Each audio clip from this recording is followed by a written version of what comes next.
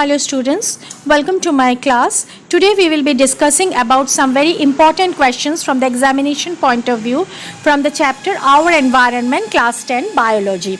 So let us go directly to the questions without wasting any time.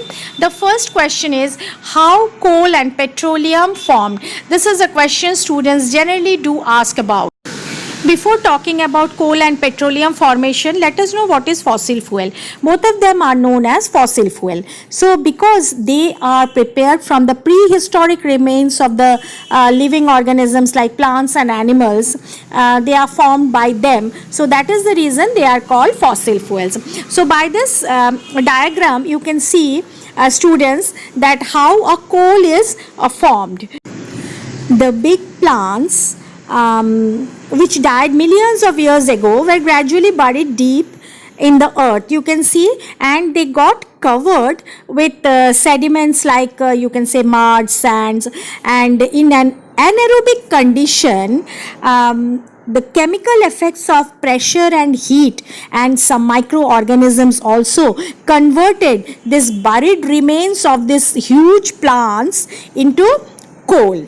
These buried remains of the large plants were converted into coal, whereas the small plants and animals, they converted into petroleum. How they were converted into petroleum? Let's see, friends. By this diagram, you can see, students, that petroleum generally occur deep down under the earth between two layers of impervious rock. See, you can see these rocks.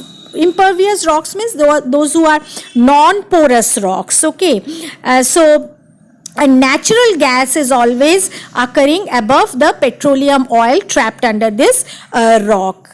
So when this small plants and animals were converted into petroleum and natural gas with the same effect of anaerobic condition, heat, bacteria, they all converted these into another fossil fuel, that is petroleum. Let's go to our next question. This is also very important. Is petroleum found only underwater? This is generally 1 mark question. I'll just explain what it is. This is not true. A lot of reservoirs are on shores around the globe, you know. Now see the oil formation, how it happens. First of all, let us see the petroleum oil formation, how it happens. Since this planktons are what? It can be zooplanktons, it can be phytoplanktons, means small remaining of the dead. As we have discussed already, just to complete the question, I'll tell once more. Under the sea or the ocean bed silt, and this mud heated and pressurized and turned into source rock. Similarly, what is the source rock? Source rock means where the petroleum is formed. Generally, it is a porous rock. So, these source rocks are formed by burying of remains of life under this heat and pressure at different places. Offshores and coastals are lower regions generally. So, we can understand by this that it can flow downwards. This oil flows downwards and they get accumulated there. Hence, a reasonable amount has already been proven that offshores, and some are still to be found. But it is not true that petroleum is found only offshore and in coastals. Or to be more precise about the question, only under the water. So, in one simple point, you have to write that no, source rocks can be formed below the water or above the water also. Now let's come to one more very important question. How do microorganisms break the dead remains? This is a very, very important question. So let us see what is microorganisms. These are certain microorganisms we know. Now we'll see how they work and how they are helpful for us. Now if we talk about the decomposers, see they decomposers actually what do? They break down the cells of the dead organisms, and in this process of breaking down dead plants and animals, decomposers do two main important things. These are the main things you have to remember, and these are the basics which will be enough for your answer for 2 marks. Use the oxygen to gain energy and drive their own life process. Okay, this is point number 1. And the point number 2, they work for the environment. How do they work for the environment?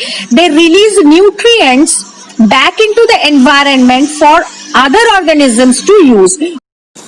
For example, we can say here that the decomposers decompose the dead plants and animal bodies into ammonia or other simpler substances also. This ammonia is converted into nitrates. We have done this in class 9 also.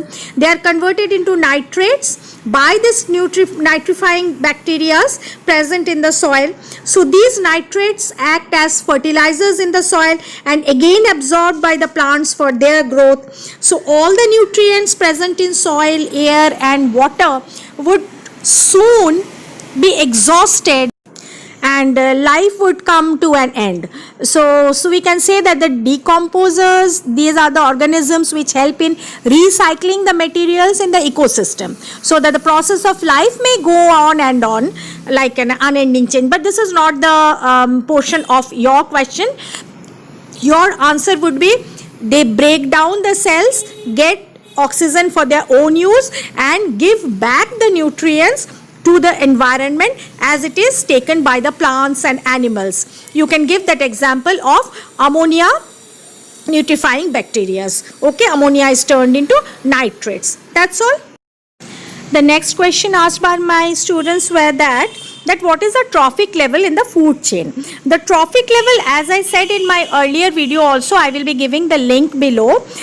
See the various steps in a food chain where the food or energy is transferred from one level to the other. So what we can say that a trophic level means the feeding level of the organism, and always the plants or the producers make the first trophic level. They fix up the sun's energy and make it available for consumers because they only can make the photosynthesis. They only can occur photosynthesis. But here, if the question is what is a trophic level, so we can just say that a food chain represents the flow of food or flow of energy in a given set of organisms.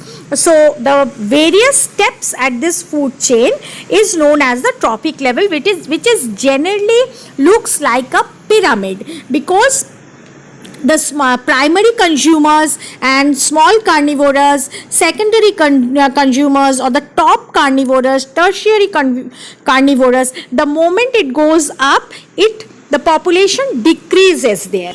So these were some important questions discussed in this video. So students, if you still have any confusion, please do write me in the comment box. I will be replying them as soon as possible. So study hard.